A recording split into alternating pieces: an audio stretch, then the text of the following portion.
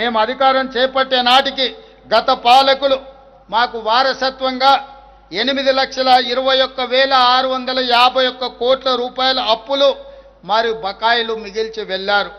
గత పాలకులు మనకు అందించిన 8,21,651 కోట్ల రూపాయల అప్పులను తిరిగి చెల్లించడానికి 20 నెలల్లో తెలంగాణ ప్రభుత్వం ప్రజాపాలన 2,20,676 కోట్లను చెల్లించడం జరిగింది.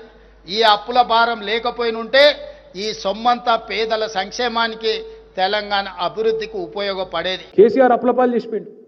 అయిపోయింది మొత్తం ఆగమైపోయింది. మొత్తం మేము చేద్దాం అనుకున్నాం కానీ అప్పులపాలు అయిపోయింది అని చెప్పి చిల్లర మాటలు తప్ప ఒక్కటంటే 20 నెలల్లో పనికొచ్చిన మాట మాట్లాడే పరిస్థితి లేదు. మరి ఆ చిల్లర మాటలు మాట్లాడే అప్పుల మీద తప్పుడు కూతలు కూసే కాంగ్రెస్ పార్టీకి నిన్నగాక మొన్న పార్లమెంట్లో సమాధానం లభించింది. పార్లమెంట్లో స్పష్టంగా కేంద్ర ప్రభుత్వం చెప్పింది, కేసీఆర్ గారి ప్రభుత్వం చేసిన అప్పు మీరిచ్చిపోయిన అప్పుతో సహా కలిపితే 3.5 లక్షల కోట్లు, అది తీసేస్తే కేవలం 2,80,000 కోట్లు మాత్రమే అనే మాట కూడా నిన్నగాక మొన్న కేంద్ర ప్రభుత్వమే సాధికారంగా పార్లమెంట్లో చెప్పింది, బయట చెప్పలేదు.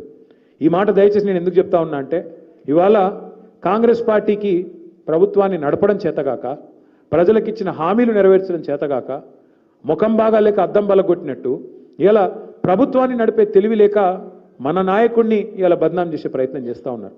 మనం గుర్తు చేయాలి, ప్రజలకు చెప్పాలి. 2 విషయాలు చెప్పాలి.